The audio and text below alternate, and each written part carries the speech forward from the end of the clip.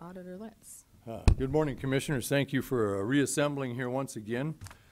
Friday afternoon, staff was down going through the poll books for uploading the voter history. And at that point, we discovered that in VP4, there were 164 uncounted ballots that were mixed in with the unvoted ballots. So we went across the street to our locked place, got into a sealed ballot box with the unvoted ballots in there, and discovered the existence of 164 ballots. So at that point, I called the Secretary of State's office and had a talk with Kia and Chantel.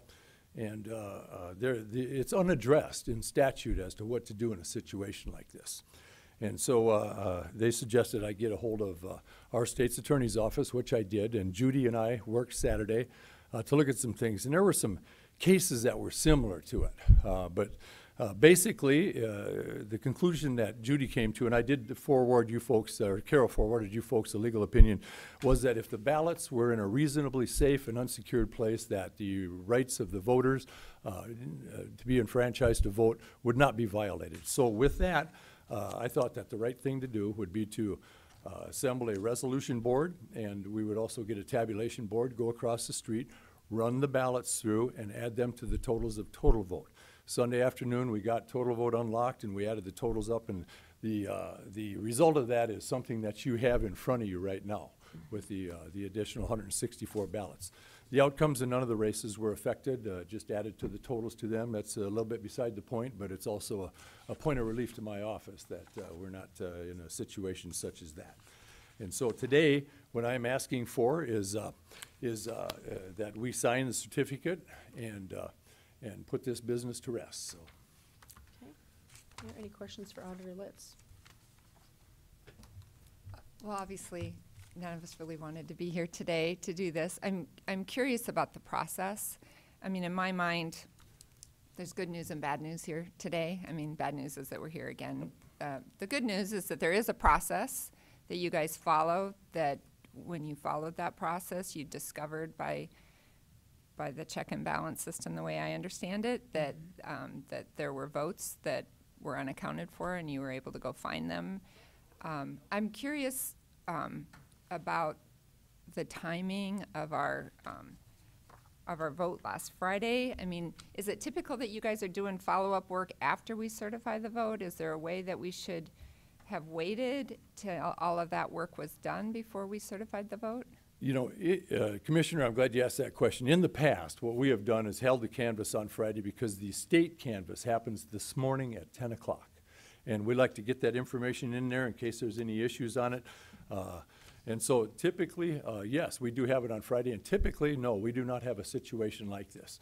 I would tell you that a lot of the pink sheets, which is the ballot recap sheet that happens out in the precinct, there were a lot of them with issues this time.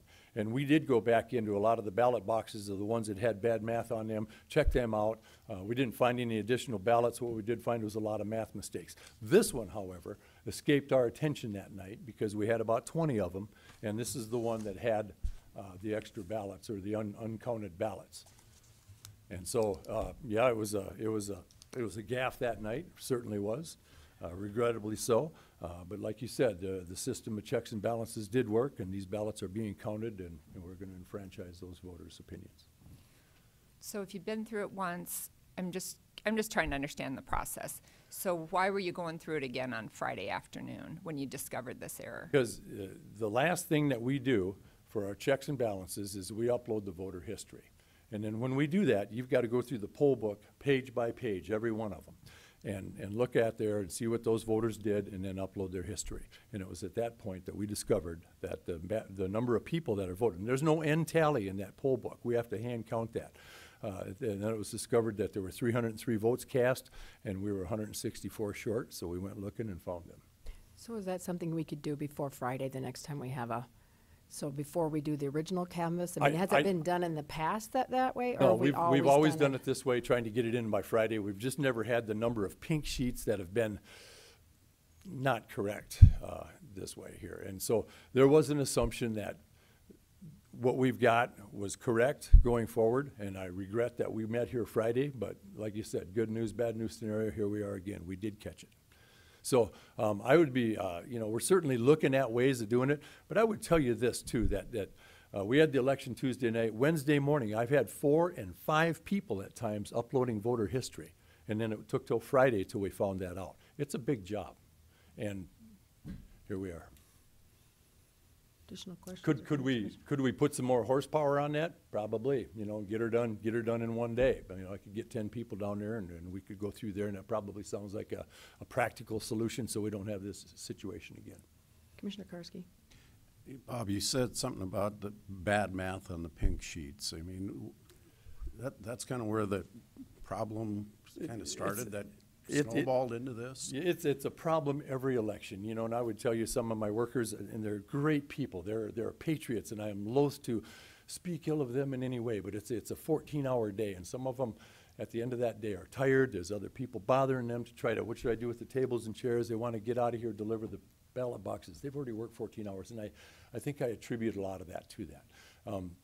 So could I get superintendents that would be more inclined to do things correctly? That is always my goal. However, getting this election was a smaller one. I had 272 people, and it's hard to find folks out there. It truly is. So you have one superintendent that is in charge of doing the math on that pink sheet? That's correct. Or, some of the places have the same people that have been doing it for a long time, and they all help out and they all pitch in. To complicate this election, we had a Republican ballot, a Democrat ballot, and an independent ballot. And those all had to keep, they had to keep them separate. And we also had poll lists for each and every one of them. Now, it would seem, it's a little more complex this time. And then I would also tell you, we had 23 different ballots to spread out among 71 precincts. That's the most I've ever had. Usually we're down near 15, 16 ballots. It's much more manageable. In the next general election, we're going to have 8 ballots, much more manageable. So I think with the number of ballots, dividing them all up, it just became a little more complicated for some folks that maybe were tired at the end of the night. Additional comments? Commissioner Barth? Bob, well, thank you for bringing this forward, because it's got to be difficult for you and your staff, and honestly, at some point, it could have been tempting to try to cover it up. You didn't. I appreciate that very much. We also feel a little embarrassed about this, and as county commissioners, we've enhanced your operation with machines that count faster, et cetera, like this. And I think that, if adding a little more horsepower at the end to make sure this can be accomplished before we canvass the vote would not be completely out of the realm of possibility, tight as our budgets are. But Minnehaha County is, I think, our greatest county in South Dakota, and we should have a perfect result whenever possible. Thank you. To that, I would just tell you that there's other counties out there. A lot of them have had issues along these lines too. There's never, ever been a perfect election. And if auditors honest, they're going to tell you that. There's always things that happen out there. And we strive. We really do. For some reason, this election was just some funny things happened. And, I actually had an 86-year-old gal that had voted absentee and was allowed to vote at the poll in spite of the thing at the poll book. Both the poll worker and her, she voted in May absentee while the city elections were going over. We had a 4-day ramp up of when our absentee started and the cities ended. She just became confused. Was it intentional on her part? No. Was it intentional on that person with the poll book that didn't read the voted thing in there? No. And so, there's dozens of little things that happen every election night, and we are basically, it's like whack-a-mole, and you got to run around, do what you can to stop these things from happening. But I would tell you, we strive, we work hard, and everybody is conscientious about what we do down there. Things just happen, and if you think that things haven't happened in the past, that's just utter fiction. Commissioner Karski? How much training does an election worker receive before they were sitting at that table? A lot of them had gone through the city election school, which there's a lot of parallels in that, and they'd gone through that twice. And then I hold a dozen classes, and I have them at 10 o'clock in the morning, 1:30 in the afternoon, 3:30 in the afternoon, and 6:30 in the evening. And I do that 12 times, and my classes last about an hour and a half. So they have an hour and a half of training. Yes. Okay. And we give them $15 for it, so if you break that down, it's not a, you know, it's And not a a whole lot. supervisor receives the same training then? The supervisors receive the same training, and when we do go over the supervisor's duty, and there's also an instruction sheet in there, which is rather, has a little volume and heft to it, and I'm not sure that gets the proper attention that it should all day, you know, all the time. When I pick poll workers out, we always try to match some experience with new people. And I would also tell you that when I first got here, probably 10–15% of the population of poll workers decided that it was time in their lives to get out of it. And so we lost a lot of that institutional memory that gets carried along. But I never have a poll that has all new people on it. You just can't do that. Additional comments? Just, Bob, there's a prayer that goes, Lord, I know I'm a sinner and I know I'll sin again, but please, Lord, don't make me the same sin. And, you know, I say that because here we had Mark Millage, who had precisely the same issue 4 years ago. And I guess if you have those divided precincts, divided between legislative districts, I'd send an extra person there, you know, to make sure that things are ready to go. And, you know, don't let it be the same sin. You know, I would tell you that we had the two precincts side by side. Mr. Millage got the ballot with the extra race on. He should have just got the standard Republican ballot. That ballot, the superintendent says it wasn't there. That ballot was 10 feet away. 10 feet away. And, you know, Mr. Millage said that he knows more, you know, about that because of his background with Kello TV, and I probably think that's accurate. But if he knew that, why does he come down here? And why do people go to their legislator? I'm the guy that can fix it, and I can fix it that morning if they give me a call and give me a shot. Instead, they choose political opportunism. They want to do some grandstanding and make a point. And I get that. I mean, I'm a partisan. I'm a Republican up here. The race is partisan. But, you know, if people have got an issue with the ballot out there, call the auditor's office. That's where the fix is. But everybody, you know, I mean, there's a lot of people that do call the auditor's office, and we get a lot of things ironed out that you don't even see. And then there's other people who want to go a different route. Madam Chair. We're the ones that can fix it. Commissioner Barrett. Mark Millage said they did call the auditor's office, and they told him to vote the ballot they'd handed him. When that call for the auditor's office they were told what the correct ballot was. That's what happened. Now, Mr. Millage, I'm not sure if he was privy to the phone conversation. I doubt if they had it on speakerphone. But they were told what ballot to give them, and they gave him the wrong one.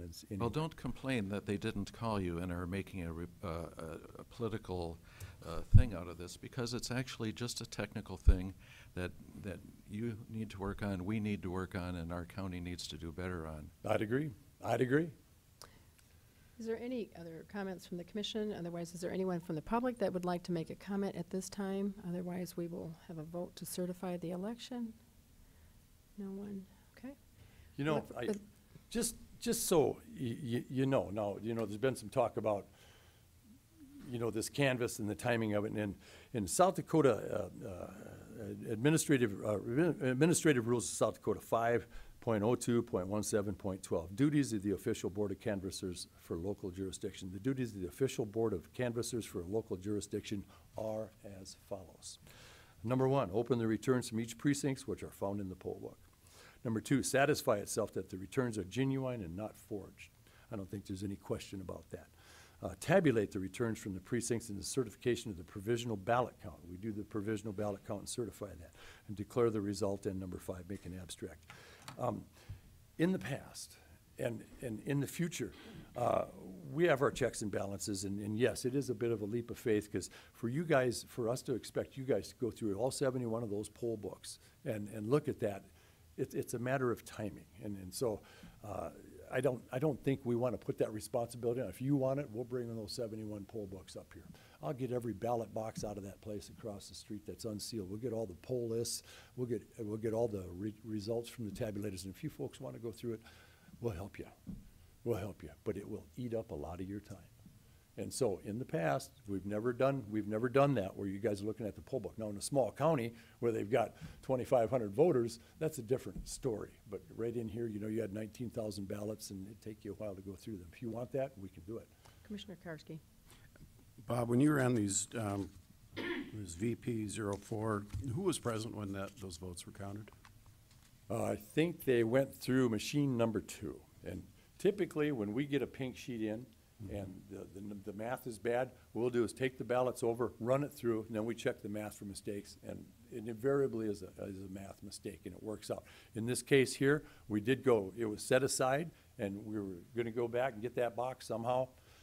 In the excitement of everything that was going on there, it did But not when get you done. when you ran the votes through the machine, you were there. Who else was there? Well, I have 3 machines. There's 6 people on it. We have the resolution boards are all there. I'm there. I think Heather might not. I don't know if Heather was there. I've got other staff that unpacks the ballot boxes. I've got other staff that does the tally on the pink sheet. I've got other people that jiggle the ballots. I've got other people that run the ballots over to the machine. So there was a lot of people. If you're asking who's responsible, that's me, Dean. No. I'm That's just me. wondering Making who was sure you when weren't we the only when one we in run the the room. numbers. Oh, You weren't the only one in the room. no, Yeah. no. And No. now, we're at this point, and going forward, November, we'll have another election.